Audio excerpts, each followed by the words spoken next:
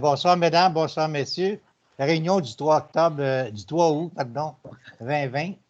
Alors, si vous voulez, nous allons débuter la réunion par l'ouverture de la séance, l'adoption de l'ordre du jour et déclaration d'intérêt à l'item 2. Alors, est-ce qu'il y a des points rajoutés à l'ordre du jour? S'il n'y a pas de points, j'accepte une résolution pour adopter l'ordre du jour. Je vais la proposer. Proposé par Yves, appuyé par Marie-Ève. Par Marie-Ève. Tout le monde sont en accord, c'est sûr. Oui. L'item suivant, adoption du procès-verbal de la séance ordinaire du 6 juillet 2020. S'il est conforme, j'accepte une résolution également. Qui en fait la proposition? Florent? Florent, appuyé par... Une question, M. le maire. Allez-y, M. Yves. Au point 20.07.154, administration.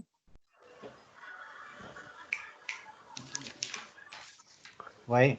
J'aimerais savoir si le propriétaire a été informé de notre démarche.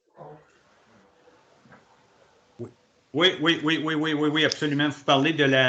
Vous parlez concernant l'avis d'assujettissement. Exact. Oui, tout à fait. Non seulement ils ont été prévenus, ils ont même reçu une lettre par huissier. Donc, ils ont vraiment été prévenus à l'égard de la démarche municipale par rapport à ce terrain-là et l'intérêt qu'elle représente pour nous. Alors, ça a été proposé par Florent, appuyé par... Qui appuie?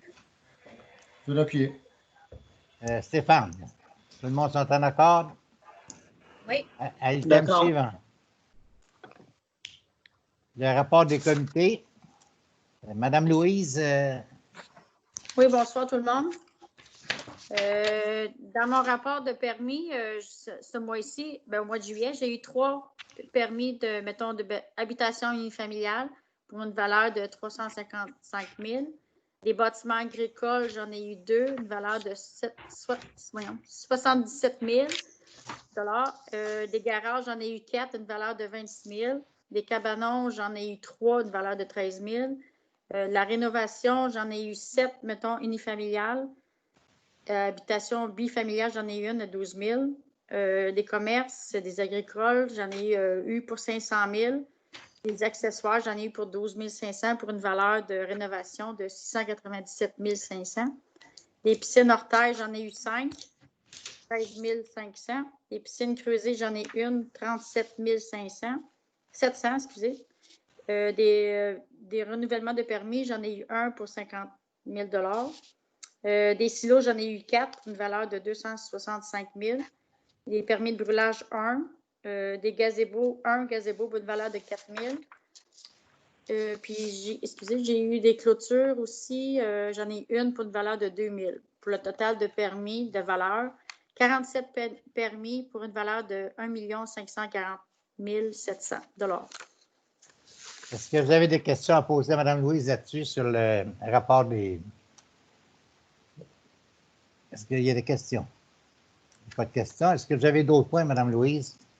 Pour l'instant, non. Ça va. Ça va? Alors, nous allons à l'item suivant. Je n'ai pas vu Benoît. Est-ce que Benoît est là? Benoît est en vacances, M. le maire, donc il a déposé son rapport.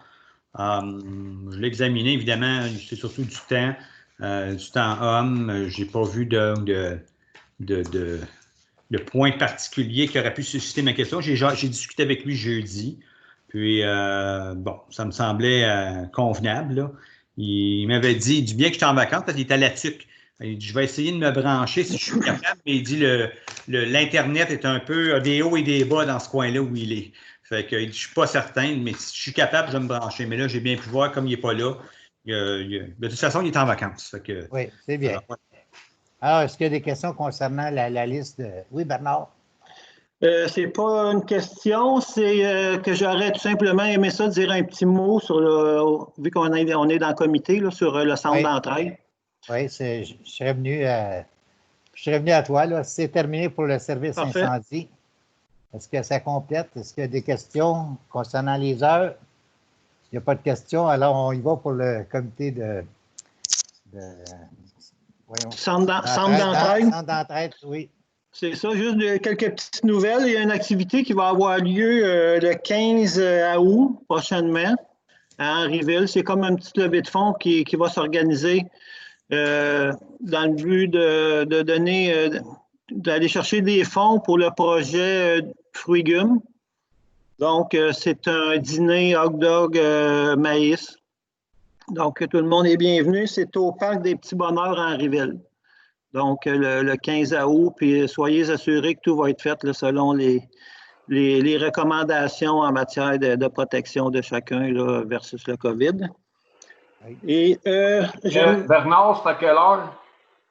c'est de 11h à 3h. 11h à 15h, si tu veux. Fait que c'est parfait pour venir dîner là. Puis s'il peut faire beau, ben. Et c'est pour quelle cause ou quelle. C'est pour le projet Fruigum qui est parrainé par le Centre d'entraide régional d'Henryville. Parfait. C'est ça. Parce que Fruigum, le projet qu'ils ont, c'est de faire l'achat d'un nouveau camion. C'est ça, il y a eu des subventions d'accordées à date pour cet achat-là, dont la Caisse populaire des jardins, il y a Financement agricole Canada qui a contribué, le MAPAC a contribué, ainsi que la MRC dernièrement. La MRC nous a accordé un montant quand même considérable. Puis, tout ça ensemble fait que le total de tout ça va nous permettre de faire l'acquisition du camion. Donc, à ce sujet-là, j'aimerais peut-être remercier M. le maire. Je pense qu'à la MRC, vous avez été un fervent défenseur de ce projet-là. Ça a peut-être fait pencher la balance un peu en notre faveur. Ça fait que j'aimerais vous remercier au nom du Centre d'entraide pour l'aide que la MRC va nous accorder dans ce projet-là. Le projet du Centre d'entraide mérite bien qu'on l'appuie lorsqu'ils font des demandes semblables. Ça, mais un gros merci. Bien. Alors, est-ce qu'il y a d'autres comités qui veulent s'exprimer? Il n'y a pas d'autres comités. Le comité consultatif d'urbanisme, nous en sommes rendus à l'item 4.3.1. Recommandation du comité consultatif d'urbanisme pour la dérogation mineure 2001. Alors, je te laisse la parole, Bernard, pour la présentation de la recommandation. Oui, je vais vous faire la recommandation. Donc, le CCU s'est réuni le 21 juillet dernier. Donc, étaient présents les 4 membres citoyens, dont Maxime Bourgeois, Yvan Desjardins, Éric Fortin, ainsi que Patrick Morin. Et les membres du conseil qui sont sur le CCU, Florent, Raymond et Marie-Ève Denico. Donc, tout le monde était présent. Et je vais vous lire la recommandation que le CCU a à faire au conseil. Donc, je vais y aller avec les considérants que vous avez tous sur vos tablettes, là. Donc, considérant la demande de dérogation mineure présentée par M. Régent Caron pour la propriété du 1171 rue du Bonheur, située dans la zone 112, considérant que le projet consiste à subdiviser la propriété afin de créer un lot à bâtir, considérant que le règlement de lotissement exige une largeur minimale de 15 mètres et une superficie minimale de 400 mètres carrés pour les terrains supportant une résidence unifamiliale dans cette zone. Considérant que le terrain est l'assiette d'une construction existante et que cette dernière doit respecter une marge latérale minimale de 2 mètres de la ligne du lot projeté. Considérant que la largeur minimale du nouveau bâtiment prévu au règlement de zonage est établie à 7,3 mètres, à laquelle on doit ajouter 4 mètres de marge latérale pour un total de 11,3 mètres. Considérant que la demande concerne la création d'un lot dérogatoire en superficie et en largeur. Considérant que le comité d'urbanisme, en accordant 2 dérogations mineures, soit sur la superficie et sur la largeur, ferait en sorte de créer un précédent en acceptant un très petit terrain. Donc, en conséquence, il avait été proposé par M. Patrick Morin et appuyé par Yvan Desjardins et unanimement résolu de recommander au conseil de la municipalité de refuser d'accorder cette dérogation mineure pour le lotissement projeté d'une partie du lot 4 391 119 pour une largeur de 12,62 mètres et une superficie de 369 mètres carrés présentée par M. Régent Caron. Alors, si vous êtes d'accord, j'accepterai une résolution pour le refus de cette demande. Qui en fait la proposition? Ça me prend une résolution. Florent. Florent, appuyé par... Qui appuie? Marie-Ève. Marie-Ève.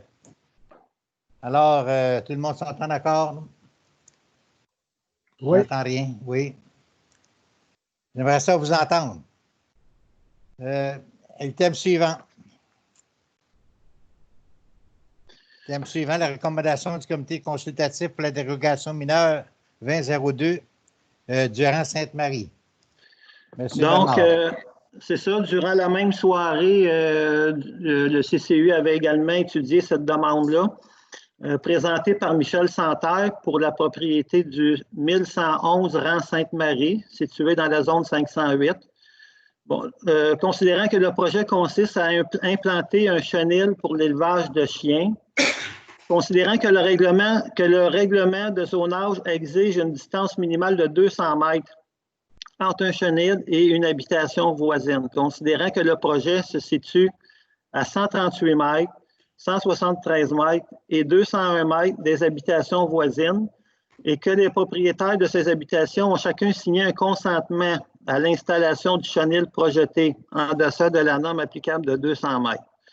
Considérant que le projet est conforme à toutes les autres exigences de la réglementation, considérant que le projet se situe à l'arrière d'un bâtiment de production laitière, en conséquence, il avait été proposé par Florent Raymond, appuyé par Marie-Ève Denico et unanimement résolu de recommander au conseil municipal d'accorder cette dérogation mineure pour l'implantation d'un chenil sur le lot 4 389 781.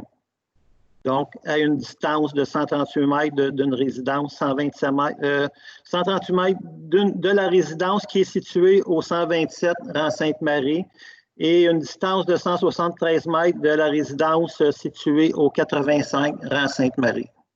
Alors, j'accepterai une résolution pour accepter la dérogation mineure qui nous a été recommandée par le comité d'urbanisme. Qui en fait la proposition? Je peux le proposer. Proposé par Marie-Ève, appuyé par... Qui appuie? Je l'appuie. Yves. Ça va? Tout le monde s'entend d'accord? Oui. Oui. Je ferais juste rajouter, M. le maire, que les deux résidences qui sont à l'intérieur du périmètre dérogatoire, les propriétaires de ces résidences-là avaient signé une déclaration comme quoi qu'ils ne s'objectaient pas à la construction du chenil. Donc, on a considéré ce fait-là dans notre décision, notre recommandation. C'est bien, merci. Merci, Bernard. Le point, thème 5, le rapport sur les plaintes. On n'a pas de plainte. Non, je n'ai pas de rapport à poser. C'est moi-ci. Pas de rapport. C'est moi-ci. C'est bien. L'item 6, correspondance.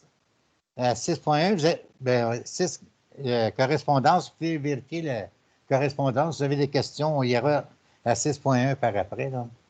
Alors, est-ce que vous avez des questions concernant la correspondance?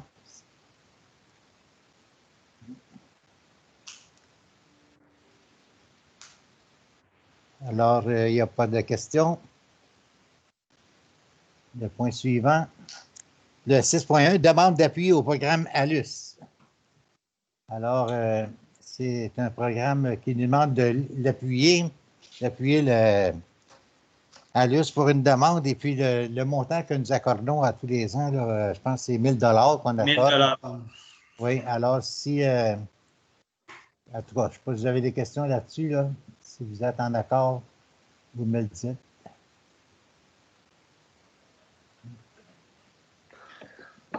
Vous avez le texte de la demande. Je ne sais pas si le collègue Raymond a des choses à ajouter sur cette demande-là ou ajouter de l'information. Florent? Non, mais c'est la même, là. Ça fait 3 ans, je pense, qu'on met ça, le 1 000 pour les bandes riveraines. C'est pour l'environnement, là, pour lutter les changements climatiques, pour un projet de réduction des gains et services écologiques via le programme ALUS. ALUS, ça vient du Canada aussi, ça travaille le Canada, puis la Montérégie, on participe beaucoup à ça, l'UPA, puis à tous les ans, on fait, je pense, 12, 13 hectares là, par année de bandes riveraines, là, puis, ou de petits reboisement. Là. C'est pas mal ça. Là.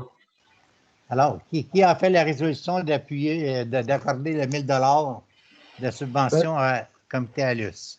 Je vais l'appuyer. Je vais le proposer, M. le maire.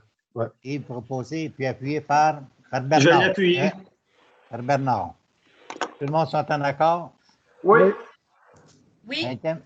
Item suivant. Item suivant. Présentation des comptes.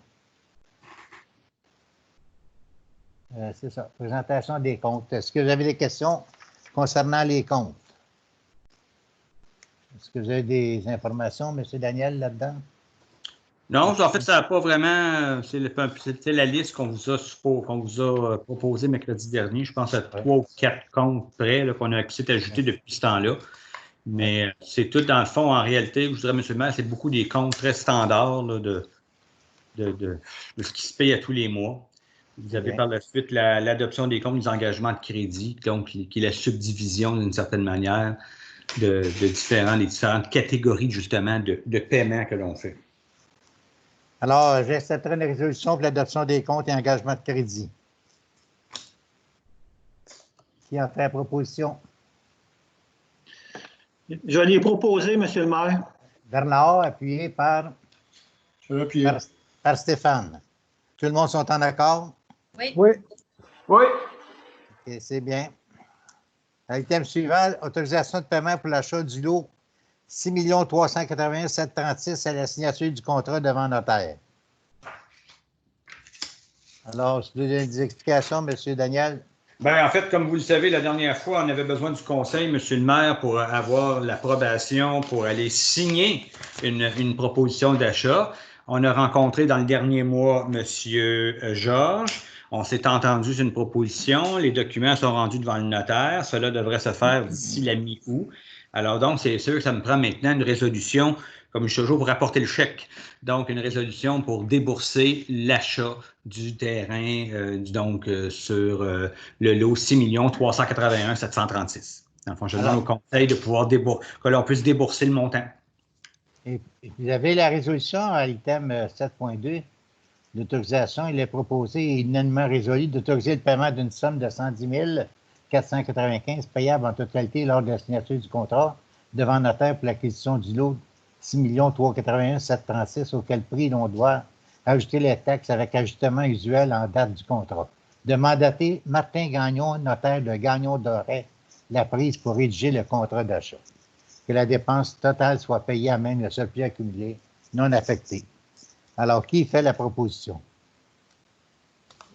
Je vais proposer. Proposé par Stéphane, appuyé par Marie-Ève. Marie-Ève. Stéphane et Marie-Ève. Ça va, tout le monde sont en accord? Oui.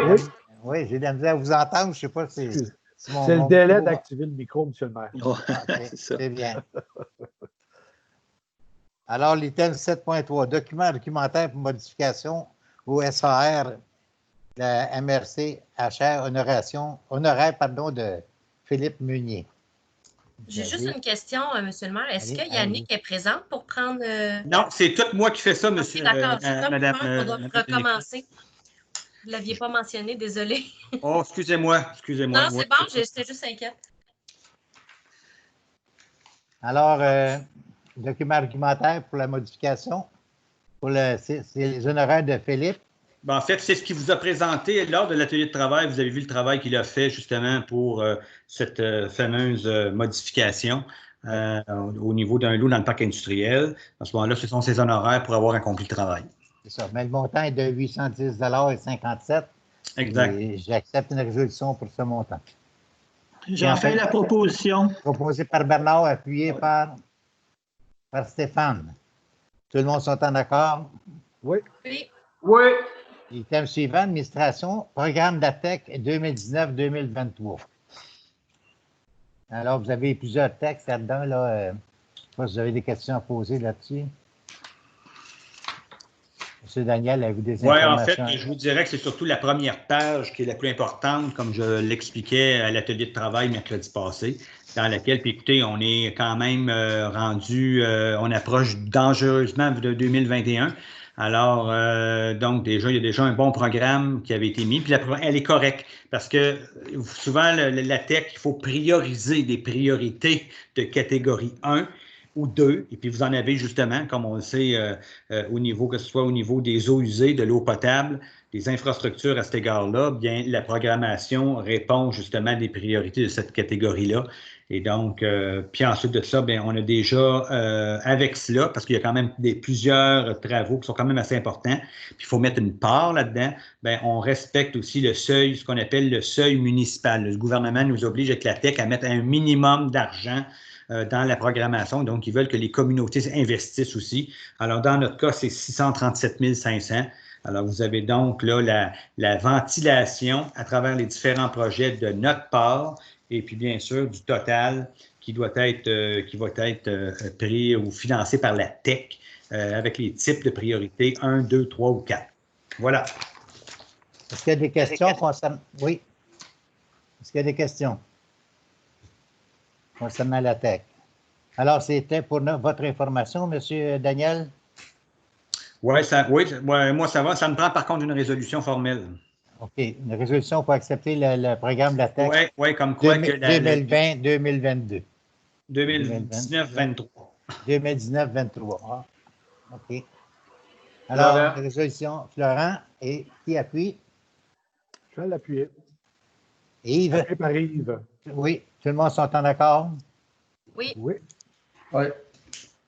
Alors, nous allons à l'item suivant, qui est l'item 8.2, réserve de conciliation 2019. Transfert du fonds des activités de fonctionnement à la réserve aqueduc au montant de 35 342, c'est en plein ça.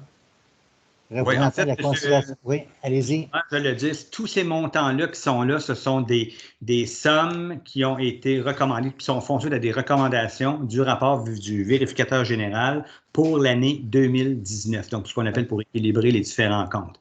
Donc, il y a des transferts de fonds à différents endroits pour faire en sorte que tout s'équilibre et que ça vienne respecter aussi les données du vérificateur général dans son rapport qu'il a déposé le dernier mois. Alors, j'accepterai une résolution pour le transfert de ces montants. Qui en fait la proposition? Je peux le proposer. Proposé par Marie-Ève, appuyé par Stéphane. Tout le monde sont en accord? Oui, je suis d'accord. Oui. Ça va. Item suivant. Nomination de ProAnima comme autorité compétente en matière de gestion des animaux. En fait, vous avez avant, M. le maire, 8.3, vous avez le transfert du surplus accumulé non affecté pour le groupe électrogène. Oui. Parce que ça aussi, c'est un travail. Donc, puis l'explication qu'on en donne est quand même assez claire, là, étant donné que ça coûtait 141 000. Vous aviez déjà revu à même votre fonds général un montant de 100 000.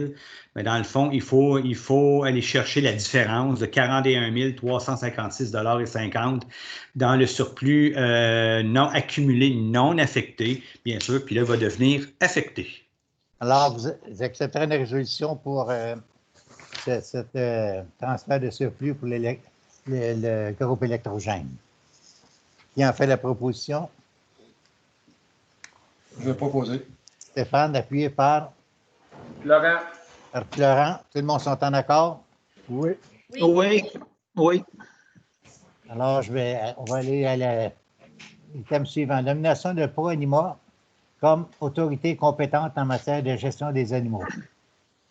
Vous avez la résolution, là. Je ne sais pas si, je pense qu'il fallait appliquer selon nos règlements selon la loi provinciale. En fait, c'est ça. C'est que là, maintenant, on leur donne le mandat d'appliquer le règlement provincial sur notre territoire. Ça, c'est la grosse affaire, je vous dirais. Alors, j'accepterai une résolution si vous êtes en accord. Qui a fait la proposition? Je vais le proposer, M. le maire. Proposé par Yves et puis appuyé par Marie-Ève. Tout le monde sont en accord? Oui. Oui. à l'item suivant 8.5, déclaration d'un chien potentiellement dangereux et ordonnance au propriétaire du chien. Bon, voilà. Alors, dans ce dossier-là, M. le maire, c'est très simple. C'est que pour saisir un chien maintenant avec le nouveau règlement, il faut que les municipalités déclarent. Il faut déclarer. Donc, alors c'est pour ça que 8.4 et 8.5 sont associés ensemble. C'est que 8.4, ProAnima, c'est notre gestionnaire par contrat du ce que j'appelle au niveau de toute la gestion animalière sur le territoire. Bon, ça, c'est une première chose. On leur a donné il y avait eu un premier mandat de gérer notre règlement municipal qui était sensiblement calqué sur le modèle du nouveau règlement provincial. On a fait aussi une vérification qui fait que là, on leur donne cette autorité d'appliquer le règlement provincial. Et là-dedans, c'est très clairement indiqué que lorsqu'il s'agit de soit saisir un chien, je ne parle pas ici de l'euthanasie, on parle que, par exemple, parce que le chien présente un potentiel de danger et ça a été démontré par un rapport d'un vétérinaire dans le cas d'un chien qui a mordu au mois d'avril déjà, ça fait déjà quand même un certain temps.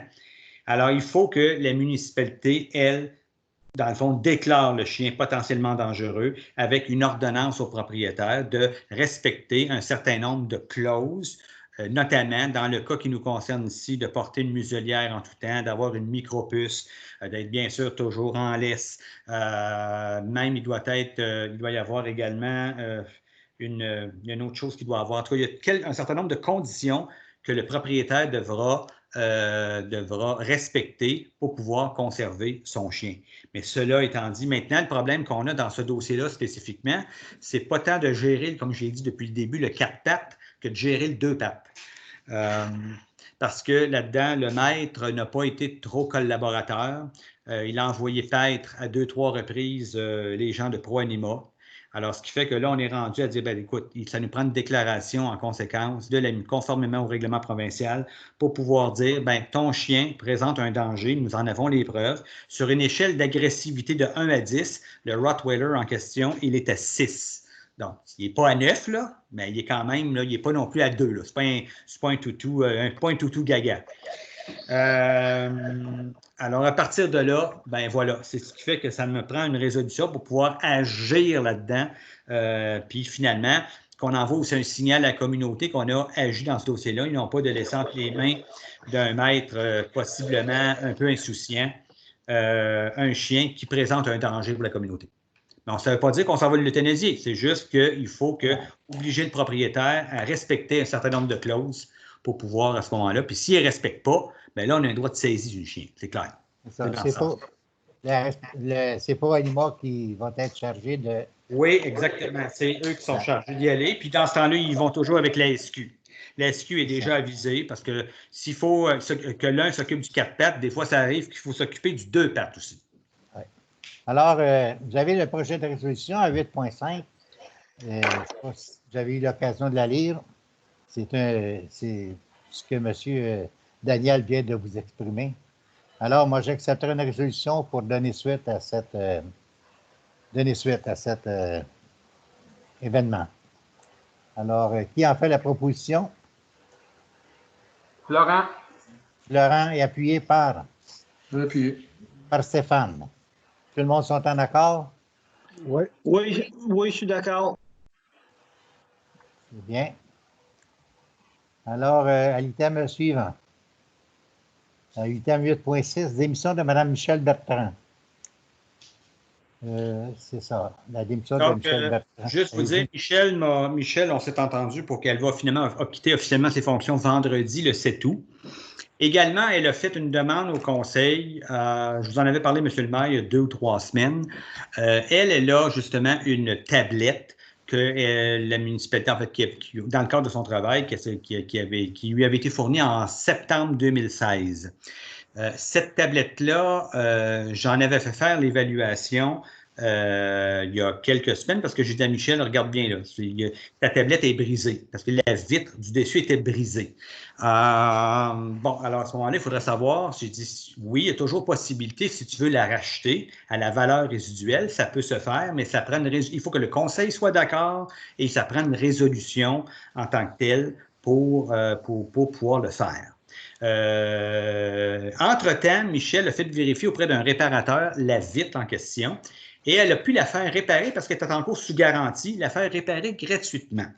Alors là, on a fait refaire une évaluation d'une tablette qui va avoir bientôt 4 ans, au mois de septembre. Elle, c'était un iPad Pro quand même qu'elle avait, de bonne. Alors, combien que ça vaut à peu près 4 ans après? On nous a dit à peu près 200 $.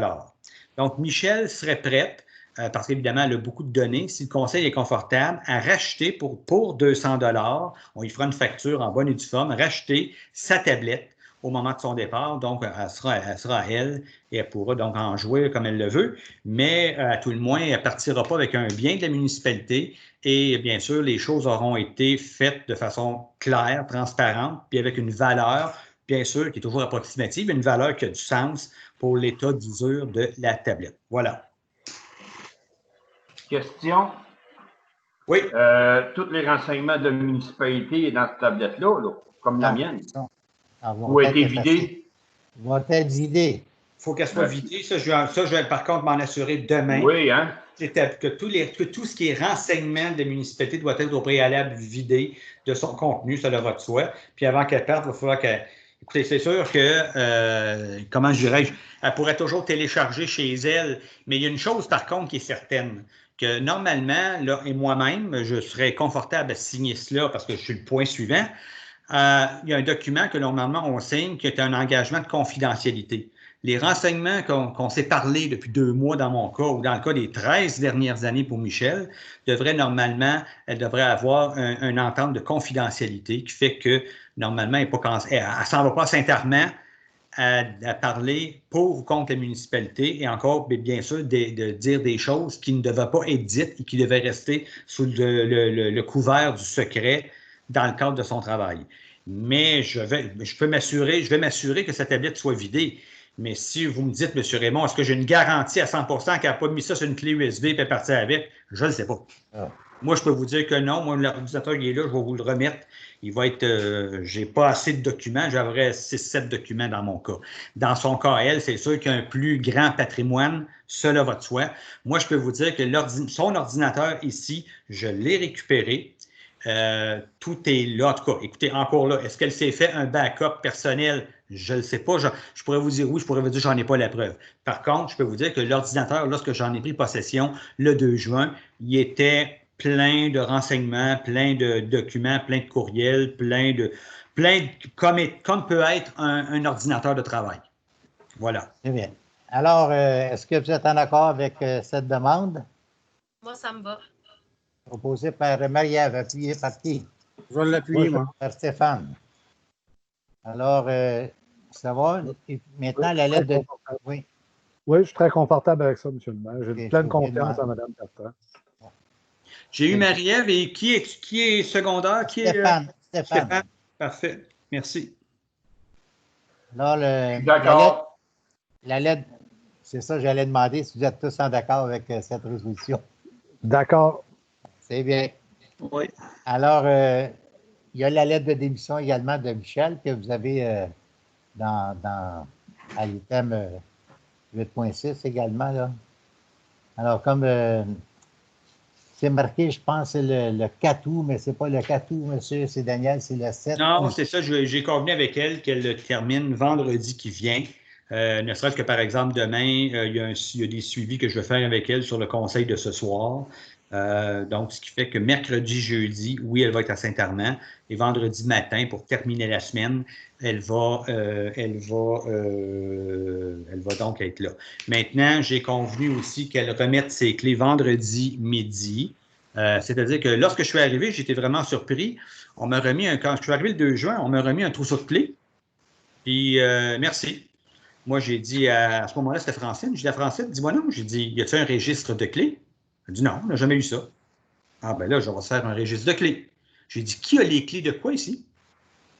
Alors, j'ai dit, moi, donc, toutes mes clés dans mon cas ont été identifiées. Les clés de Louise, les clés de tout le monde ont été identifiées. Et chacun des membres du personnel actuellement a signé un registre de clés, comme quoi qu'il reconnaît avoir en sa possession telle ou telle clé qui ouvre telle ou telle porte. Alors, ce qui fait que dans le cas de Michel, ça a été fait également. Et on va vendredi, lorsqu'elle va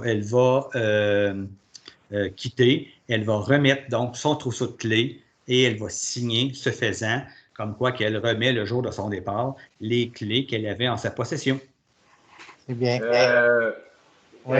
Yves Barrette aussi. M. Barrette qui a élevé sa main, ça doit être la même question parce qu'on a toute une clé. Hein?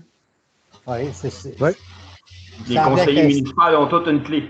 Oui, c'est vrai que le registre a été fait pour les employés, il n'a pas été fait encore pour les élus, c'est vrai. Je te confirme, Florent, que je suis probablement un des seuls qui n'a pas de clé. Maria vient de faire signe qu'elle ne l'a pas. Moi, j'ai juste celle du terrain de Ben, balle. moi, j'ai celle de la porte du conseil. Moi aussi. Ouais.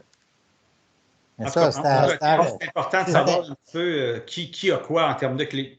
C'est enregistré quelque part, ça, puisqu'on avait un numéro à donner pour ouvrir lorsque c'est nous qui ouvrons la porte. Oui, un mot de passe. Un mot de passe, c'est ça. C'est quelque part, ça. Là.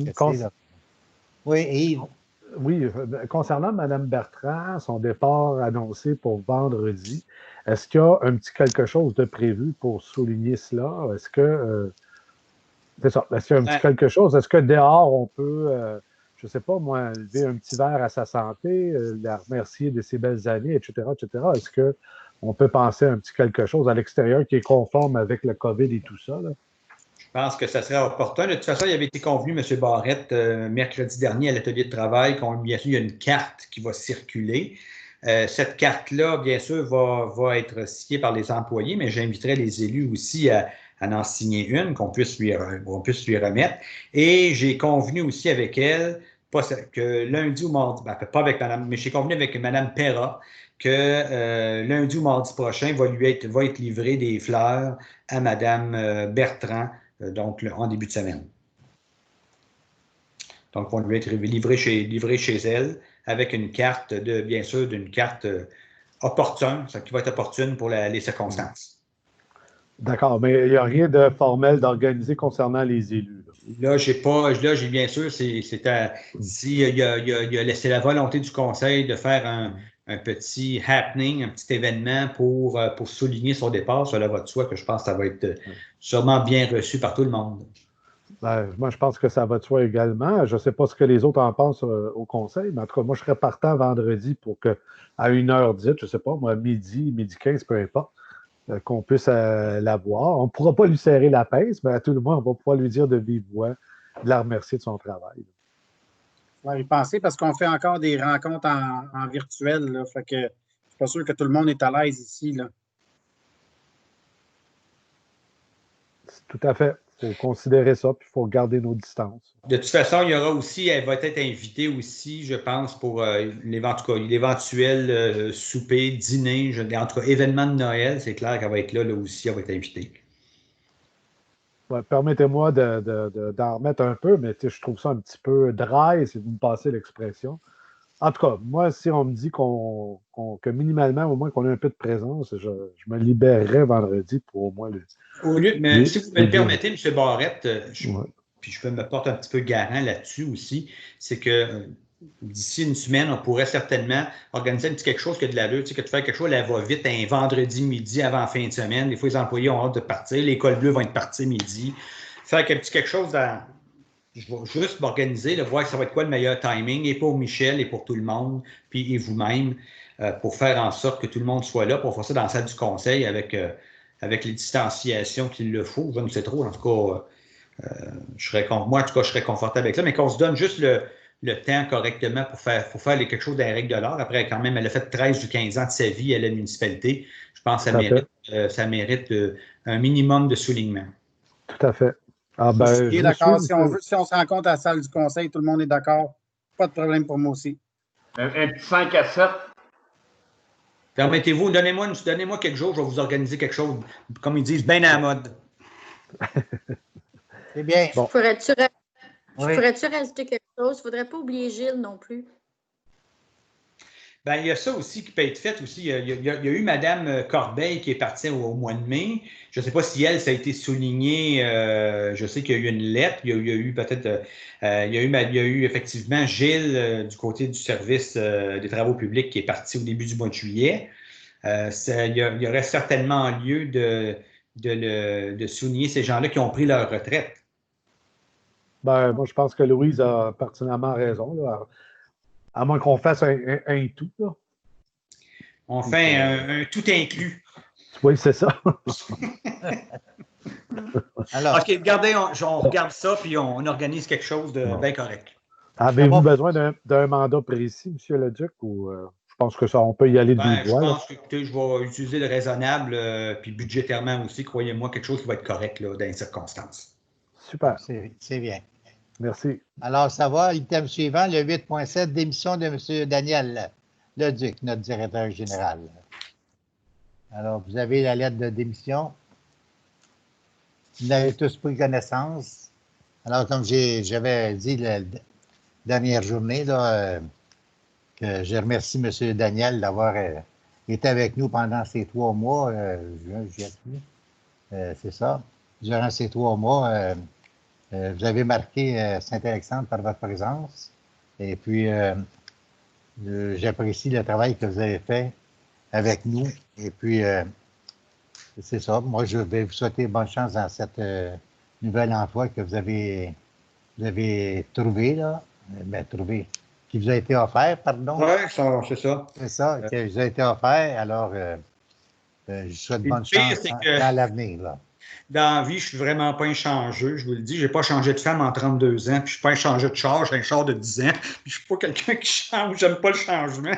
Alors, c'est arrivé comme ça, mais que voulez-vous, je pense qu'il y a des opportunités dans la vie que ça serait un petit peu de ne pas prendre la balle au vol, ça aurait été, je pense, quelque chose que j'aurais peut-être manqué. Alors, voilà, mais je peux vous dire, puis je vous remercie tous et chacun, je l'ai fait mercredi dernier. Je vous l'ai dit, vous étiez un beau conseil, un conseil de fun, mais surtout un conseil où j'ai senti vraiment, tous et chacun, impliqués pour votre municipalité et non pas, comme j'en ai vu des fois ailleurs dans notre ville, des conseils où les gens s'en vont là pour faire de la politique pour eux-mêmes ou pour leurs intérêts et non pas les intérêts de la population. Je n'ai pas senti ça à Saint-Alexandre, puis je vous dis juste bravo. Lâchez pas, continuez, puis gardez, comme je vous l'ai dit, cet bel esprit d'unité. L'unité ne veut pas dire non plus de ne pas toujours être d'accord. C'est bon de ne pas toujours être d'accord. C'est bon d'avoir des débats. C'est bon pour l'intelligence. C'est bon pour c'est avec ça qu'il fait avancer les idées. Alors, continuez dans cette direction-là. Moi, je veux dire, je serai. Puis j'ai dit à David Devin en tout temps, si vous avez besoin de moi quelque chose, j'aurais promis un lac à l'épaule à l'automne. Si vous voulez que je vous aide à organiser quelque chose, je ne serai jamais bien loin. Je vous ai apprécié comme conseil et c'est très sincère ce que je vous dis. Voilà. C'est réciproque, M. Daniel. Nous aussi, nous avons beaucoup apprécié votre travail, pas seulement votre travail, votre présence et puis votre façon de faire. Merci beaucoup. Eh bien. Alors, si je peux me permettre, on aurait juste souhaité que cette offre-là vous arrive dans 1 an plutôt que maintenant. Elle peut arriver dans 10 ans ou dans 3. Je veux dire, il n'y a pas de temps, mais effectivement, il y a des choses qui auraient pu être mises en branle, ne serait-ce que de faire un lac à l'épaule avec vous autres, j'aurais eu bien du fun à faire ça. Fait que, bon, en tout cas, ça prend quand même, malgré tout, M. le maire, un proposeur et un secondaire pour 8.7. Alors, s'il n'y en a pas, qu'est-ce qui arrive? Vous allez rester. Tendez-moi pas le bras tout de même. Non, on va vous le casser, vous allez rester. Alors, ça prend une proposition pour accepter la démission de M. Daniel. Là. Qui en fait la proposition? Je vais la faire, la proposition. Jean-François, appuyé par? Je vais l'appuyer à contre-cœur. Appuyé par Yves. Tout le monde sont en accord? Dites non. Non. Oui, Bernard.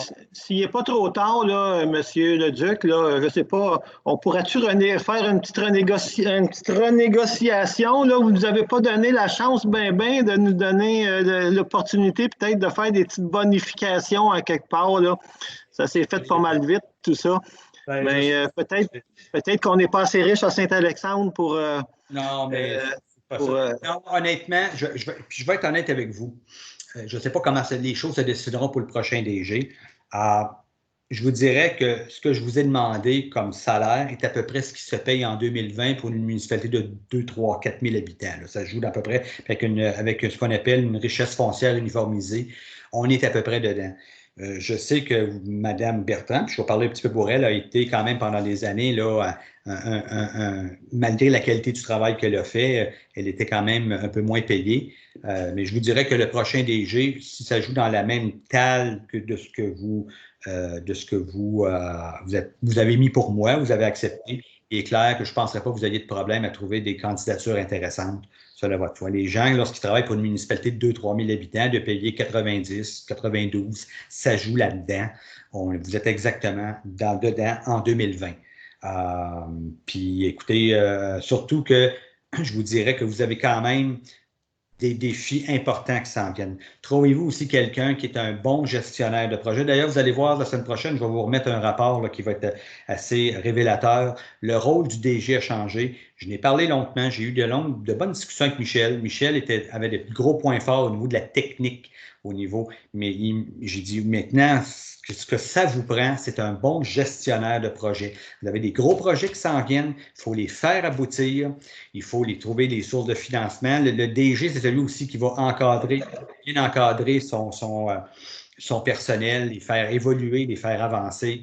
Et ça vous prend ce genre de personnage-là qui va vous amener, qui va vous accompagner plus loin. Puis qui a aussi va vous faire réfléchir, va vous amener à réfléchir. Je vous le dis encore, là, si ça vous tente d'un lac à l'épaule à l'automne, je suis partant. Je l'ai même dit à David Devin, je lui ai dit, écoute, là, si tu veux que je donne un coup de main, soit au futur DG ou à quoi, pour faire. J'en ai fait plusieurs, j'en ai fait une quinzaine depuis 2001, le premier. Puis c'est toujours des bons ateliers de réflexion parce qu'ensemble, quand on réfléchit, c'est là qu'on souvent on trouve des solutions, puis on établit nos priorités, puis ça nous permet d'aller plus loin comme municipalité. C'est toute la différence entre, je dirais, les conseils qui travaillent pour leur communauté, qui les font avancer, qui réfléchissent ensemble, puis ceux qui se battent l'un contre l'autre, puis qui rendent malheureusement leur municipalité stérile au final. Parce que finalement, il faut se battre pour des bonnes causes dans la vie, pas pour des mauvaises. Voilà. Alors, c'était en tout cas pour moi un grand plaisir de travailler avec vous, je peux vous dire. Même si c'était court, ça a été très, très... Chaque journée, je rentrais, j'avais bien du fun à le faire. Voilà. Est-ce que je me suis trompé? Est-ce que c'est le 21 décembre ou le 21? La date de votre départ, c'est quoi déjà? 21 août. Ah, août. Oui, non, moi de j'avais dans la tête décembre. Il y a une petite erreur dans la résolution. Alors, la résolution a été proposée par... Jean-François et Yves. Oui, c'est ça. Alors, nous allons aller à l'item suivant. L'offre de service de la FQM, soutien au service du directeur général par intérim. Alors, vous avez le document qui est... Vous voulez en parler un petit peu, monsieur? Oui, je suis bien content. Je suis bien content des services que j'ai reçus parce que vous vous rappelez que mercredi passé, on s'en est parlé. Dès jeudi matin, je les ai contactés, en fait, et tout de suite, maître Julia Thibault m'a envoyé des candidatures. Une était effectivement un petit peu plus loin et une autre était à Mont-Saint-Hilaire. Alors, j'ai contacté cette personne, M. Meunier, qui s'appelle, je vous fais trêve de son prénom, là, mais il a été donc directeur pendant à peu près 35 ans pour une municipalité, donc c'est quelqu'un qui a une grosse expérience. Puis depuis 2018, ce que j'ai calculé, c'est qu'il a pris sa retraite et il est directeur par intérim, donc il fait des intérims. On serait potentiellement, si le conseil est confortable, sa 3e municipalité où il fait des intérims là, depuis 2018. Ce qui fait que j'ai dit que ça pourrait être un mandat peut-être d'1 mois, 1 mois et demi, 2 mois, le temps que David, par l'autre côté, David fasse le chemin correct de la dotation pour trouver quelqu'un.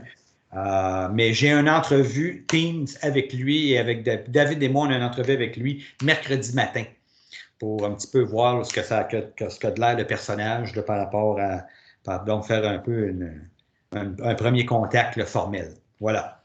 Mais je peux vous dire que la FQM m'ont donné du très bon support, très vite et très efficace jusqu'à maintenant. J'étais bien content. Alors, il y aurait lieu de passer une résolution. Est-ce qu'on accepte l'option C qui est présentée dans le contrat? Oui, c'est celle, attendez, c'est celle de 3 mois. Oui, c'est ça, exactement, c'est 3 mois. Exactement, c'est celle où on y va avec un maximum de 3 mois. Donc, ce qui fait que ça nous coûte 650 $. Si on dépasse de 3 mois, je ne penserais pas. Ça serait 185 $ plus taxes de frais supplémentaires. Et si, par hasard, on vous aimiez M. Meunier, puis vous dites, mon Dieu, il travaille bien, on est heureux, on est content, et puis, finalement, vous décidez de l'embaucher. Bien là, c'est là que ça nous coûte 2080 $ parce que, comme Maître Thibault me disait, on est obligé de le retirer de notre banque de candidats à qui on fournit à d'autres municipalités. Donc, ce qui fait en sorte qu'il y a un frais là-dessus de 2080. Mais autrement, comme on paye déjà David pour pouvoir faire, lui, une démarche pour pouvoir trouver, ben j'ose croire qu'il va trouver. Alors, si vous êtes en accord avec cette option 3, l'option C, pardon, le contrat de 3 mois, j'accepterai une résolution. Je vais proposer. Propos par Stéphane, appuyé par... Je vais l'appuyer. Puis Yves. Est-ce que tout le monde est en accord? Oui. Oui. Oui. Bien. Alors, ça va. Vous allez prendre les contacts, M. Daniel? Oui, bien, comme je vous dis, c'est déjà entamé, là. Écoutez, moi, l'objectif, c'est qu'il y ait quelqu'un assis dans la chaise quelque part vers le 18 août, le 17-18 août. Là. Donc, dans la dernière semaine, que cette personne-là rentre au moins 2 à 3 jours avant pour qu'on puisse faire une transition correcte là, des dossiers. Voilà. Ça va. Et puis, la question du salaire, ça sera à discuter. Ben, c'est là que c'est tout ça qui va être c'est tout ça qui va être discuté. Excusez-moi, je le maire, pardon, qui va être discuté mercredi matin. C'est le gars qui me dit, ben là, moi, je travaille à 800 $ de l'heure, puis il m'arrive avec des affaires complètement farfelues. Ouais. Ben là, je vais dire non. Dans le fond, je pars en tête avec quelque chose de similaire à ce que j'avais, moi, comme contrat, qui serait réaliste. Tant mieux sur les meilleurs marchés. Mais je pense que ça va tourner aux alentours de ce que je gagne présentement. Ça devrait aller aux alentours de ça. Est-ce qu'il y a des questions là-dessus? Ça va? Bien, pour la suite du processus, ça va être présenté au comité RH, puis pour... Oui, là, c'est ça, Marie-Ève, c'est ça. Je vais laisser David après. Moi, j'ai dit à David, je vais juste participer à la première entrevue, première prise de contact, mais c'est lui, d'ailleurs, vous lui avez donné un mandat. Là, on va lui donner tantôt. Oui, tantôt, dans l'autre résolution, rappelez-vous, pour qu'il puisse justement sélectionner, vous approcher, faire le travail par rapport à ça. Là. Et il y avait aussi, dans son offre, tout le processus de trouver l'autre personne. Mais il y avait un montant, il a ajouté, il m'a envoyé une nouvelle offre suite à l'atelier de travail, où il a ajouté justement un petit peu de temps pour pouvoir justement sélectionner le DGI, en tout cas travailler là-dessus. OK, merci. Je vais le laisser piloter ça, si vous le voulez. Alors, l'item suivant. Excusez, M. le maire. Oui, allez-y, Yves. Oui, dans l'option T, si notre processus de dotation ferait en sorte qu'on aurait quelqu'un avant l'échéance du 3 mois, bon, on paye 3 mois quand même. Oui, c'est comme le minimum, là, c'est un peu comme, c'est ça. Parfait, merci. Alors, ça va. Concernant l'item suivant, l'offre de service, recrutement de directeur général, un contrat à impact. Alors, si vous avez le document de M. David, alors, l'offre de service, et puis, en tout cas, j'espère que vous l'avez lu, vous n'avez pris connaissance. Il y a un montant qui est une enveloppe budgétaire de 5 750. Est-ce que c'est vraiment le montant, M. Daniel, qui y a un rajustement là-dessus? Ou... Bien, je pense qu'il considérait, dans rapport à la première offre, il a rajouté un petit montant.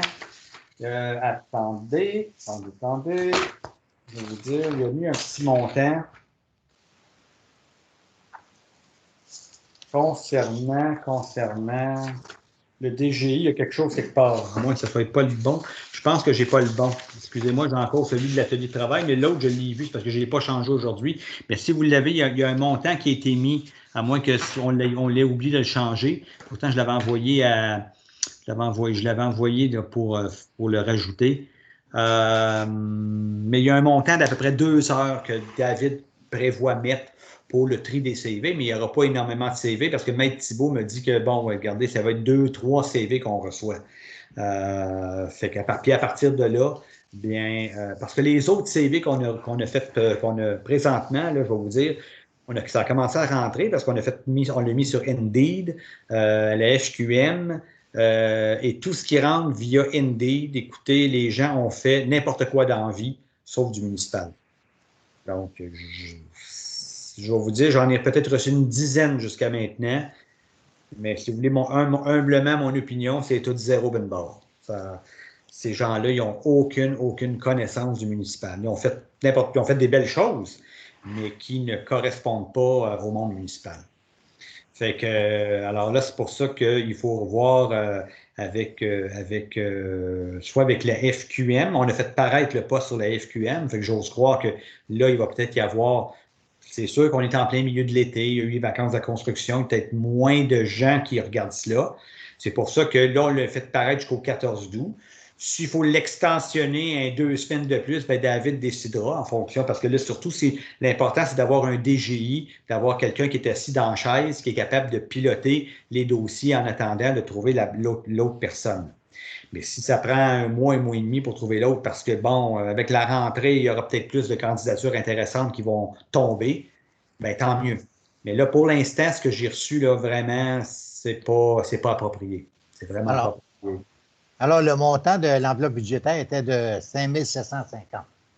Alors, une possibilité peut-être de 2 heures à 150. Rajouter 300 $, donc ça va être aux alentours de 6 000. Ça va être aux alentours de 6 000. David travaille à 150 $ de l'heure. C'est ça. C'est ça qui est marqué dans le document. Si vous êtes en accord avec ça, moi, ça prend une résolution pour donner le mandat à Impact. Qui en fait la proposition? Je vais le proposer. Proposé par Stéphane, appuyé par... Qui appuie? Marie-Ève. Tout le monde sont en accord? Oui. Oui. Oui. Ça va? C'est bien. Alors, à ce point-là, nous allons à l'item suivant. L'offre de service de MBBA, Société de comptables professionnels agréés. Alors, vous avez l'information dans le document qui vous est présenté, là, l'offre de service de MBBA. Alors, c'est quand même une compagnie... Monsieur le maire, si vous me permettez, moi, je suis très, très content de cette shot-là, parce que, oui, MBBA, c'est une référence que j'ai eue de Mme Saunier de la MRC. C'est eux qui sont les vérificateurs de la MRC. Mais vous avez pu voir à travers le petit portfolio qu'ils ont envoyé, l'offre de service, vous avez quand même un certain nombre de villes qui le font, quand même des villes assez importantes.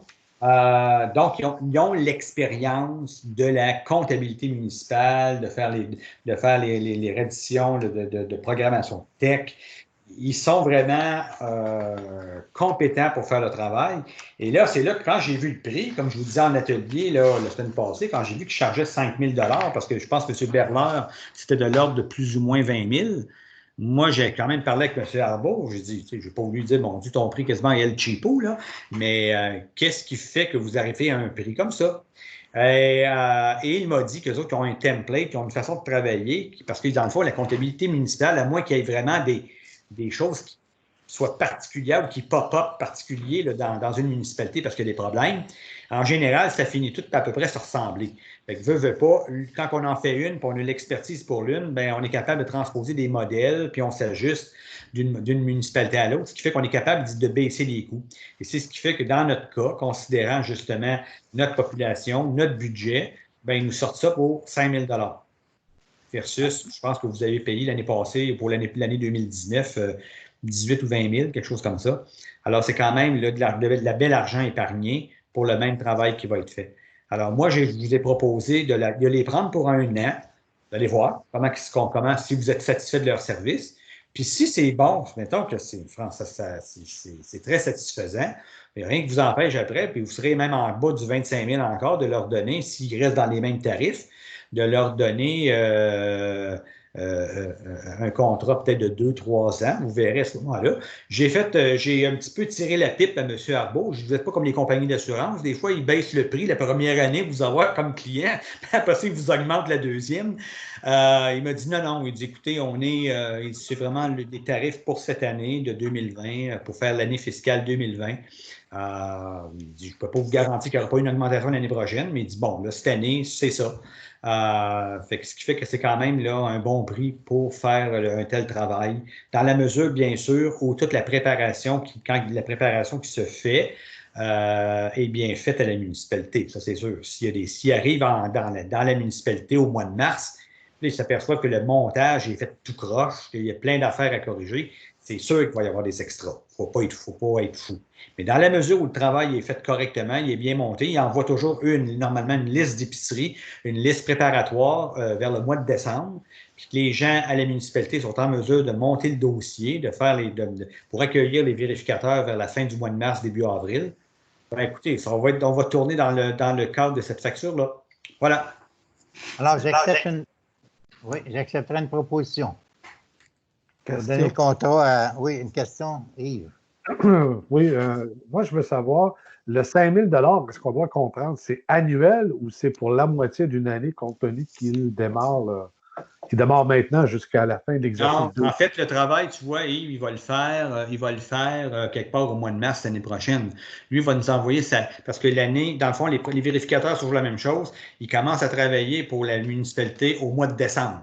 Donc, au mois de décembre 2020, il va envoyer sa liste d'épicerie pour monter le dossier de vérification et il va débarquer, il va avertir le prochain directeur général quelque part vers le mois de mars. Il va dire, bon, ben, dans telle semaine, je vais aller passer 3 jours chez vous. Il va probablement s'installer dans la salle du conseil. Il va travailler là. Puis là, il va faire toute cette procédure de vérification pour l'année 2020. Voilà. C'est un peu comme ton comptable au 15 avril qui fait ton rapport d'impôt pour l'année d'avant.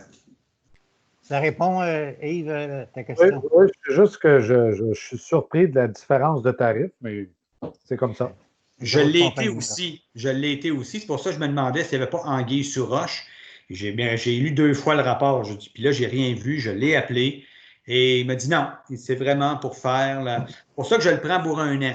Si, admettons que vous voyez qu'il y aurait eu des choses, ou encore le prochain DG, il se rend compte qu'il y aurait eu des endroits qui auraient tourné coin rond, mais vous lui aurez donné un mandat juste d'1 an, puis on s'assurera que les choses soient faites correctement. Autrement dit, il n'y a pas un engagement à long terme. Dans le fond, le 2020 sera pour cette compagnie-là avec Saint-Alexandre un test. C'est un ballon sonde que vous faites, vous allez sonder le terrain, puis si c'est convenable, ben, il n'y a rien qui vous empêche après de l'enligner à votre convenance pour les années qui suivront. Alors, j'accepte une résolution pour nommer cette compagnie. Qui en fait la proposition? Je vais le proposer. Proposé par Bernard, appuyé par... Qui appuie? Stéphane. Est-ce que Jean-François est parti? Je ne le vois plus. Ah non, il est là. Est-ce que Jean-François, je t'avais perdu? Je suis là. OK, c'est bien. Tu m'as dit que tu étais d'accord? Oui, pas de problème. On peut sauver 15 000 $. Ah oui. Item suivant, dépôt du bilan 2018 de la stratégie alexandrine d'économie d'eau potable. Monsieur. Ben, vous avez dans le fond 9.1, 9.2. Dans le fond, il y aura 2 réseaux, bien sûr, mais c'est dans le fond essentiellement les mêmes rapports. C'est-à-dire qu'on le sait, il faut faire un bilan annuel, dans le fond, de la façon dont l'eau potable est gérée. Il y a un certain nombre de statistiques qu'il faut rentrer, que le gouvernement nous oblige. C'est très technique. Et là-dessus, je vous le disais, Michel est très bonne. Et donc, le rapport pour l'année 2018 a été déposé le 27 février. Et pour l'année 2019, j'ai dit, garde, là, il faut le régler, j'aimerais bien qu'il soit réglé avant que tu nous quittes, étant donné que l'historique, tu le connais. Alors, il a été déposé le 29 juillet. Avec 2018 et 2019. Donc, on est à jour, monsieur le maire, au niveau de la municipalité pour les dépôts à la direction donc, des infrastructures pour notre programmation, si je peux dire, ou nos efforts que l'on fait sur notre bilan d'économie d'eau potable. Voilà. Alors, c'était pour votre information. Oui, Stéphane? Je ne sais pas, c'est peut-être une question pour Louise ou chez le Duc, mais notre consommation d'eau potable a augmenté en 2018 par rapport aux dernières années qui étaient en descente d'année en année. Est-ce qu'on a une idée de qu'est-ce qui s'est passé ou qu'est-ce qui ne s'est pas passé? Yves, tu as peut-être une idée aussi là-dessus. Hein? Louise, est-ce que tu es là? Probablement qu'elle a peut-être quitté. Non, elle est là, Louise. Oui. Non, je suis là. Ah, là, voilà. Okay. Oui. Alors, on t'a posé la question. Oui, allez-y. Oui. Louise, je vais leur poser la question. Dans le document de stratégie d'eau potable de 2013 à 2017, la quantité d'eau potable qu'on utilise diminue de plus en plus. Puis en 2018, ça a remonté, mettons, au niveau de 2016-2015. Est-ce qu'on sait pourquoi ou c'est juste que c'est une année comme ça où on a consommé plus? D'après moi, c'est une année comme ça a consommé plus. Okay. Il n'y a pas eu... Là, vu qu'on demande aux gens de faire attention, ben, ça paraît aussi. OK. D'accord, merci. Est-ce qu'il y a d'autres questions? Je n'ai pas d'autres points à ajouter là-dessus. Je n'ai pas d'autres points à ajouter là-dessus, Stéphane. OK, c'est bien. Est-ce qu'il y a d'autres questions? Alors, c'était le dépôt des deux bilans 2018-2019. Alors, item suivant, 9.3, volet 1 du programme pour une protection accrue des sources d'eau potable. Oui, M. Daniel. Oui, bien, peut-être, Louise, je vais peut-être te laisser la parole. J'ai beaucoup parlé, peut-être pour expliquer un petit peu plus avec Golder, qu'est-ce qui va se faire au cours des prochaines semaines. En fait, il y a une opération qui va être faite, une étude au niveau de je pense, c'est de la nappe phréatique, des aires de protection, mais il y a surtout un programme de subvention qui existe et c'est dans ce cadre-là que vient se faire la résolution ce soir. Louise, peut-être tu pourrais compléter. Oui, bien, pour qu'eux autres, faut qu'ils fassent la demande. OK? Il faut faire la demande, nous, pour avoir la subvention. Oui. Donc, pour, mettons, l'étude qu'ils ont à faire. Puis en même temps, ils vont faire aussi l'étude pour la nappe phréatique parce que je trouve que t'es basse encore. J'ai mesuré aujourd'hui, là, puis c'est encore bas. Fait que le puits, mettons, numéro 2, je ne peux pas l'augmenter. Le puits numéro 1 non plus. Fait qu'il y a juste le puits l'écuyer que je peux augmenter, que lui, il y a de l'eau. Les autres, je n'ai pas. Sinon, mon puits déclenche. Fait que en même temps, ben, les autres, on pourrait demander qu'ils fassent l'étude pareil pour voir la capacité de chaque puits. Est-ce que les puits sont sales? Probablement que oui. Il y en a peut-être 1 ou 2 qui sont sales. Mais dans le courant de, mettons, de cet automne, on va le faire nettoyer. Il y en a 2, un au printemps puis un à l'automne qu'on ferait nettoyer. Puis c'est eux autres qui vont nous dire quel qu'on devrait faire, d'après les capacités des puits qui vont faire l'étude. Alors, cette étude-là, il y a un montant à payer, je crois. Oui. Ce montant-là. Louis, tu me corrigeras, je pense que c'est de l'ordre de 15 ou 18 000 l'étude, puis il y a une subvention d'à peu près 7 500 de mémoire, il me semble. Oui, c'est ça. C'est ça, c'est marqué 15 000 là, dans le item 6 de bonification. C'est la révision des aires de protection. Là. Oui. Et c'est ça. Le document pour déposer, je l'ai, comme vous le voyez, le document pour déposer la demande de subvention, il est déjà prêt. Je le signe, il est déjà daté du 4 août, donc en date de demain. Je le signe et j'envoie ça, donc, dès demain. Alors, j'accepterai une résolution. Oui, Yves, tu as une question? Oui, je veux juste bien comprendre cette étude-là.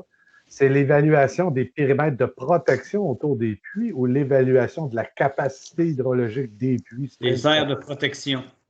Oui. Les aires de protection autour. Donc, on ne parle pas nécessairement de capacité des puits. Oui, non, non. Oui, excuse. Non, mais elle dit que j'ai parlé aujourd'hui à Véronique. Là, elle dit qu'on pourrait, mettons, si on a une inquiétude vis-à-vis la nappe phréatique, elle dit qu'on pourrait prendre ce mandat-là pour le faire. Puis donner un mandat pour, mettons, finaliser le dossier. Là. mettons, je ne suis pas capable de le dire, ça là. En tout cas, l'étude. La vulnérabilité des puits, c'est ça? Oui. Alors, c'est ça, il y aurait un autre montant qui devrait être applicable pour le nettoyage de puits. Oui, oui. Mais là, pour le moment, oui, allez-y. Non, il est déjà budgété, ça, ce montant-là. Ah, OK. Oui, M. Daniel. Le décolmatage des puits, ça revient tous les ans parce que effectivement, ça fait ce qu'on appelle partie de l'entretien. L'entretien de vos puits pour leur donner la capacité optimale qu'ils ont. Mais il y a une chose qui est certaine. Un puits, c'est comme un être humain, ça vieillit. Bon. Puis à un moment donné, bien, il y a toujours une fin de vie utile. Alors, veut pas puis comment qu'on le voit, c'est qu'un puits se colmate de plus en plus vite lorsqu'il vieillit. Mais le fond de la question, pour répondre à M. Barrette, vous avez raison, c'est exactement ça. C'est qu'il faut se poser la question, c'est quoi la capacité réelle des nappes phréatiques dans le sous-sol? Présentement, vos puits, là, vous pouvez les décolmater tant que vous le voulez. Vous pouvez donc faire en sorte qu'ils soient comme un puits en bonne santé. Mais dans le fond, là, à 50, 100 pieds, je pense qu'ils sont à peu près une profondeur de 60, 70 pieds, Louise, les puits? 35. 105? Bon, mettons une centaine de pieds sous terre, là. 35. Combien? 35. 35? OK. Oh, excusez-moi, j'ai mal compris. Bon, 35 pieds sous terre. À 35 pieds, donc c'est un puits relativement de surface. C'est quoi la véritable capacité de cette nappe-là? C'est quoi qui est dans le fond et jusqu'à quelle mesure on n'est pas en train de le laisser sécher? En d'autres termes, est-ce qu'il va falloir tôt ou tard que la municipalité dépense de l'argent pour faire ce qu'on appelle une étude en recherche en eau? Parce qu'éventuellement, ça va peut-être vous prendre d'autres puits quand que ces puits-là vont commencer à présenter, malgré le fait qu'on les décolmate, malgré le fait qu'on les entretient et que même on se donne un nouveau réservoir. Un nouveau réservoir, il faut qu'il soit alimenté par quelque chose. Il faut qu'il soit alimenté par de l'eau. Par de l'eau qui est d'une nappe phréatique ou par des camions. Un des deux. Mais il n'y a pas. Donc, ça veut dire que c'est une avenue qu'il va falloir regarder. D'où l'autre option qu'on a discutée en atelier de travail la semaine passée, de voir jusqu'à quel point il n'y aurait peut-être pas moyen de se connecter. Et je sais que je suis en conseil et enregistré présentement, mais que l'on puisse regarder pour être branché avec une autre municipalité, avec un autre réseau qui assurerait une capacité. Et ça, c'est tout un autre projet.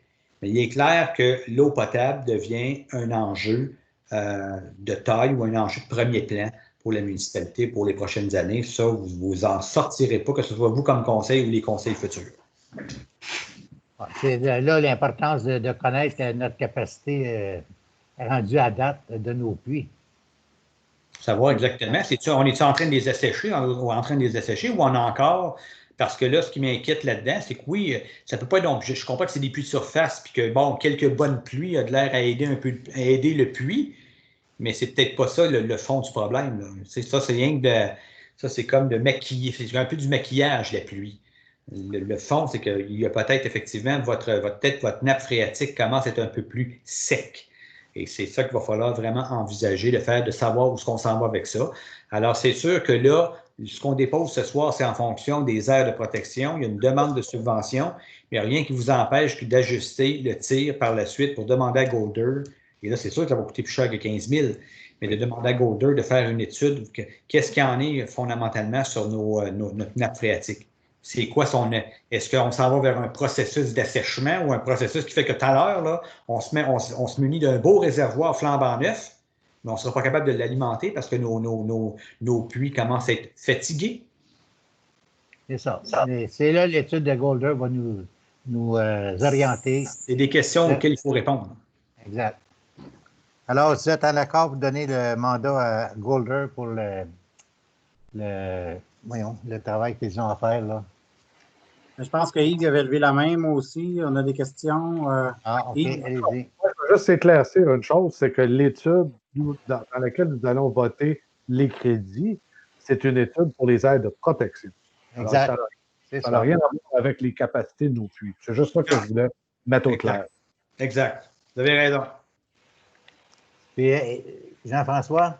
Moi, je voulais savoir, est-ce que Daniel, tu crois que ce serait pertinent de mettre un moratoire sur les permis de construction avec l'objectif de réévaluer notre capacité, justement, puis puisque nos puits sont capables de fournir en eau potable à notre population?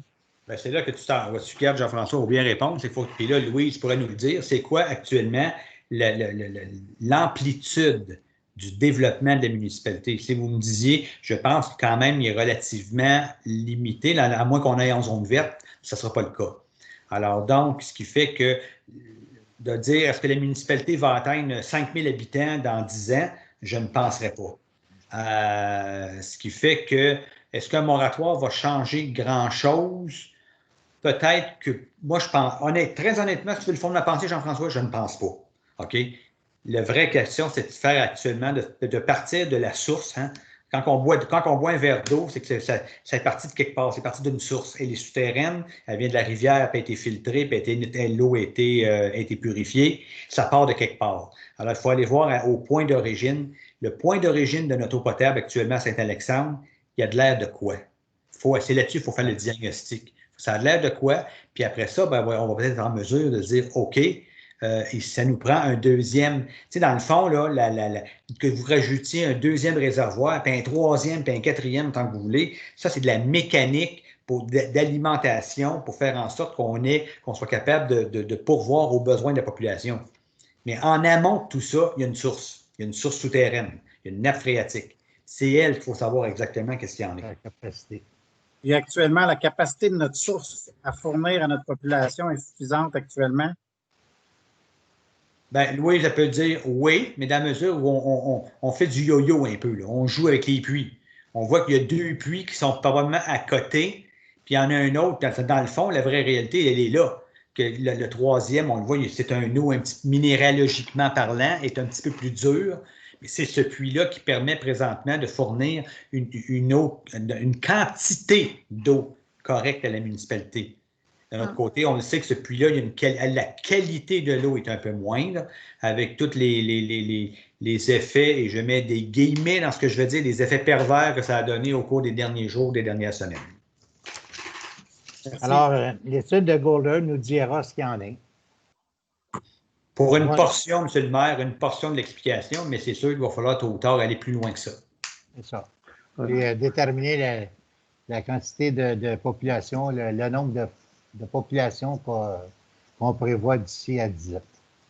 Il ne faut pas perdre de vue qu'on a une saison particulière. Hein. Juillet, dans les précipitations enregistrées, juillet 2020, c'est le 2e mois où il y a eu le moins de précipitations depuis qu'on enregistre les données. Là. Alors, c'est un peu particulier cette saison-là, mais je suis d'accord avec tout ce qui s'est dit depuis. Il faut avoir une bonne idée. D'ailleurs, moi, j'ai manqué la séance de travail, j'étais en vacances, mais on avait discuté de ça à l'effet de faire une mise à jour de l'étude concernant le réservoir. Là. Tout à fait. D'ailleurs, ça fait partie des choses. J'attendais le retour de Louise. Je n'ai pas eu beaucoup l'occasion. Je l'ai laissé revenir de vacances, mais demain, Louise et moi, on va avoir un petit peu de travail à faire ensemble. Donc, alors, excuse, mais c'est rien pour enchérir, c'est pourri. On s'est rencontré le comité à Caduc, puis tout ça, il y a 2 semaines, 1 semaine et demie. On a parlé de 2 semaines. Oui, c'est ça. Puis, en tout cas, on a sorti des bonnes idées, je pense, là. Puis, le comité travaille très fort là-dessus. C'est ça. On verra l'étude de Golder sur notre capacité des puits. Puis là, après ça, on pourra s'enligner sur quelque chose. En tout cas, mais là, pour le moment, il faudrait accepter la résolution 9.3, volet du programme pour une protection accrue des sources d'eau potable. Le montant était de 15 000 $. Qui en fait la proposition? Ça me prend une proposition? Mais le montant n'est pas plus élevé que ça, puis il y a une subvention admissible jusqu'à un maximum de 15 000, c'est ça? Ou c'est moi qui ne lis pas comme ça? Parce que dans la proposition de Golder, il me semble que c'est 16 000 plus taxes.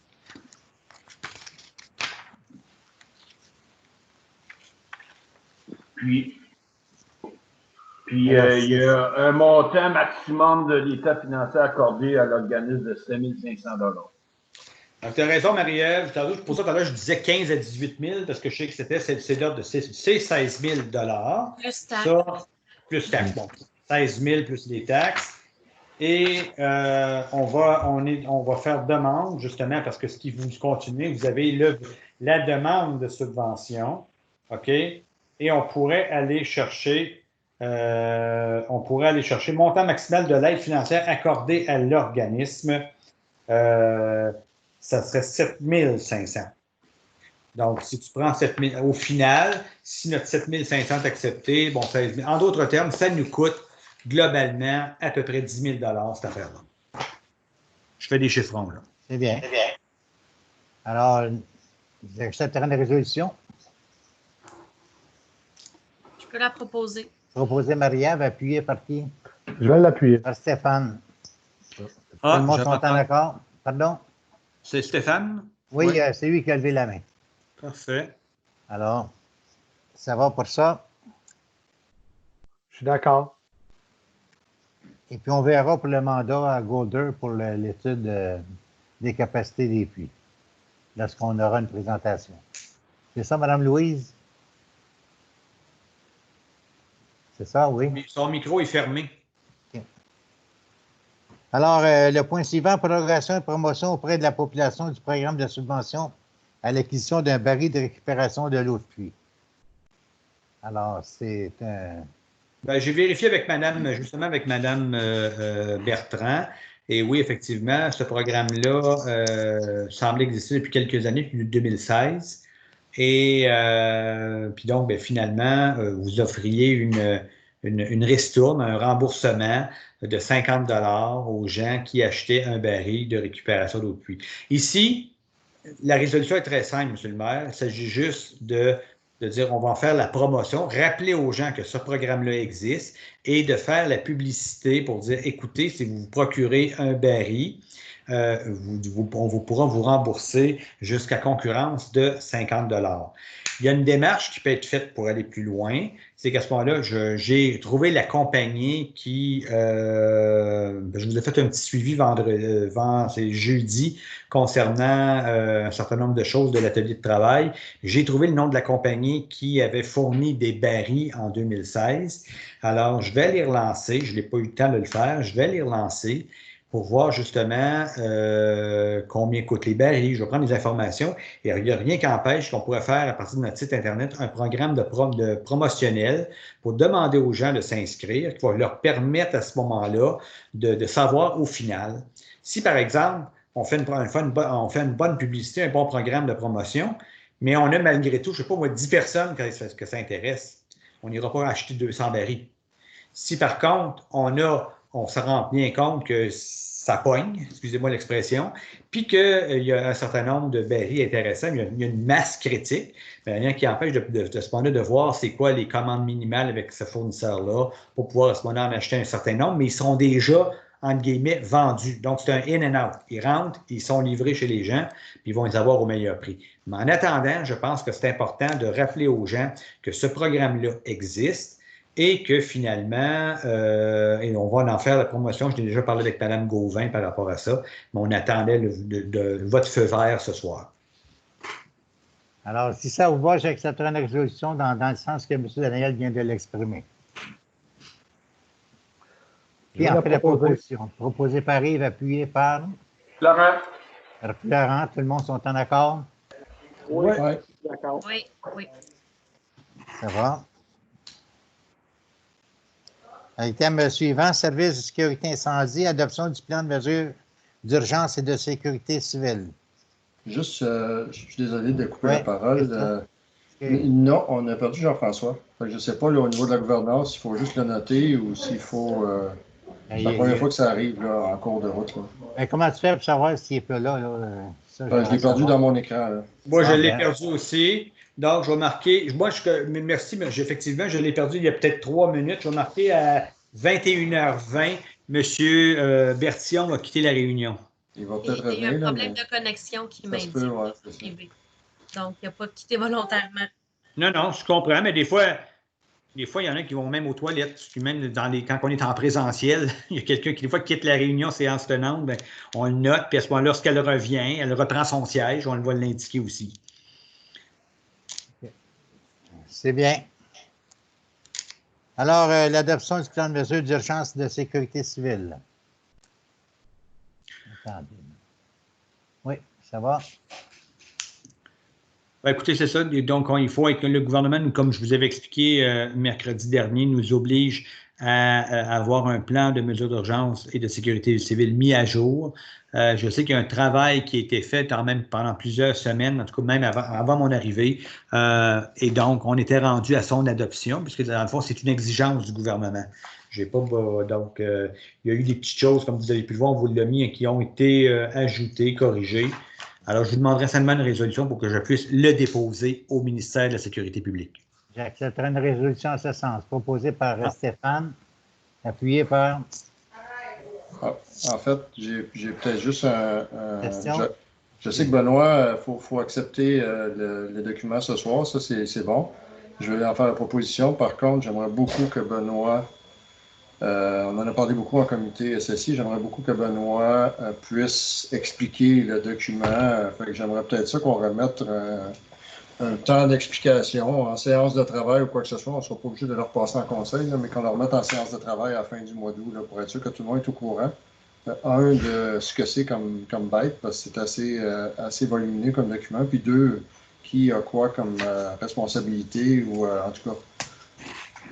Tout à fait, effectivement, vous avez parfaitement raison, M. Vézina, puis d'ailleurs, ça fait partie des choses qu'on pourra demander à Benoît de nous faire un topo lors de la prochaine séance de travail, qu'il puisse donc présenter les points saillants du plan, mais surtout ce qui a été changé dans les modifications que vous avez adoptées ce soir. Alors, il y aurait lieu de passer une résolution, M. Daniel? Oui, j'avais donc Stéphane comme proposeur. Mais il avait levé la main pour poser la question. Oui, mais en fait, j'ai dit que j'étais à l'aise à proposer en même temps. Et qui appuie? Je peux bien appuyer. Marie-Ève, tout le monde sont en accord? Oui. Oui. Vous avez enregistré le retour de Jean-François, M. Daniel? Oui, 21h23. Il a été 3 minutes. 21h20, quitter la réunion. 21h23, revient à la réunion. Ça va. Item suivant, urbanisme, environnement, 11.1, demande de modification au SAR MRC. Alors, ben ça, c'est le document qui vous a été donc présenté et déposé par M. Meunier, pour lequel on a payé la facture ce soir.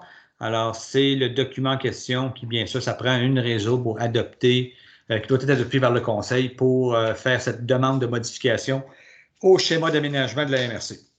Alors, j'accepterai une résolution en ce sens. Qui en fait la résolution? Bernard, appuyé par qui? Qui appuie? Je vais l'appuyer en passant un message que Jean-François a perdu son Internet encore. Appuyé par Stéphane. Alors, l'item suivant, refonte réglementaire à vie de motion. Alors là, écoutez, ce sont toutes les avis de motion. Dans le fond, vous avez un avis de motion pour l'ensemble des différents projets de règlement qui suivent. Donc, on a fait un seul avis de motion dans lequel vous avez... Alors, ça prend quelqu'un qui donne, ça prend un conseiller qui donne l'avis de motion. Exact. Qui donne l'avis de motion concernant la refonte réglementaire? Florent, pardon. Ça va? C'est Florent.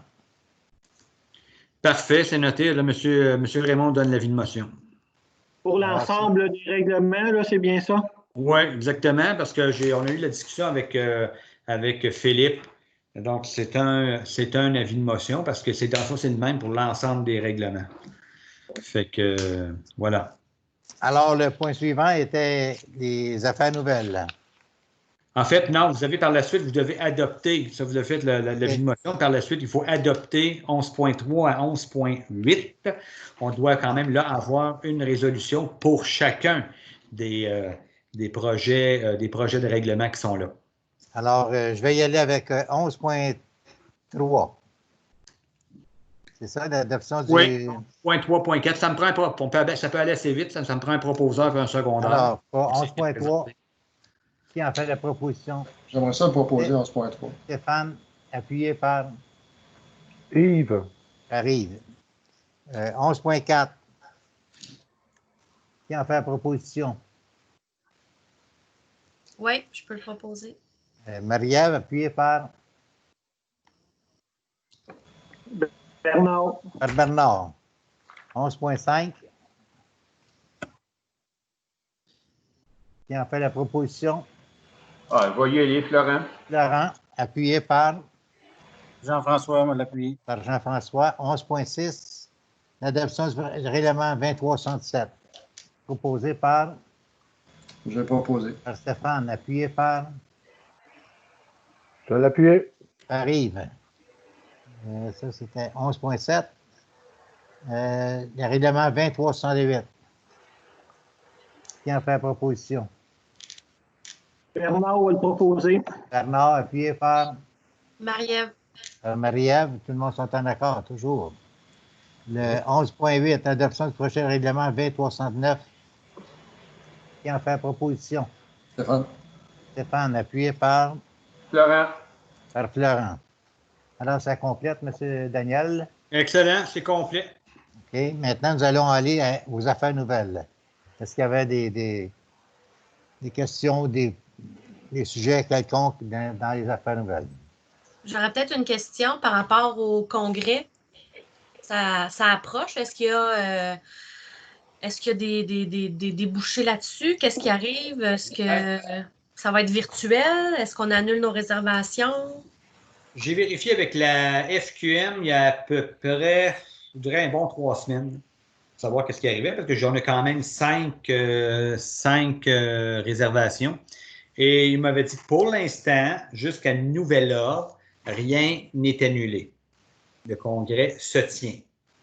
Et que s'il y avait, j'ose croire qu'ils n'attendront pas la veille du congrès pour faire des changements, que s'il y avait des changements, ils vont bien sûr avertir tout le monde, parce que je lui dis, écoutez, là, c'est derrière ça, c'est pas rien que d'avoir des gens qui se sont inscrits inscrits à un congrès.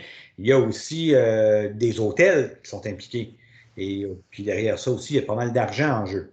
Alors, ce qui fait qu'ils savent tout ça. Ils m'ont dit que jusqu'à nouvel ordre, il n'y avait pas de changement pour le congrès de la FQM qui se tient donc vers la fin du mois de septembre. Mais je n'ai pas eu de nouveau là-dessus, Mme Denico. Ça va. Est-ce qu'il y a d'autres questions? Alors, s'il n'y a pas d'autres questions, nous en sommes rendus à la levée de la séance. Je tiens à vous remercier de votre présence et puis je remercie aussi les gens qui s'occupent de regarder nos réunions sur le web. Alors, merci bien pour votre implication et merci à vous tous de votre participation ce soir.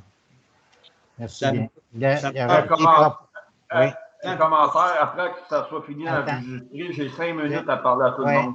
C'est ça, mais là, je prends une résolution pour la levée de l'Assemblée proposée par... Je vais le proposer. C'est Yves, ça. Oui, tout à fait. Alors, Yves propose la fin de la réunion. C'est bien, merci beaucoup. Merci. Donc, Bonsoir j'arrête l'enregistrement, oui, monsieur. exact, c'est ça. Parfait.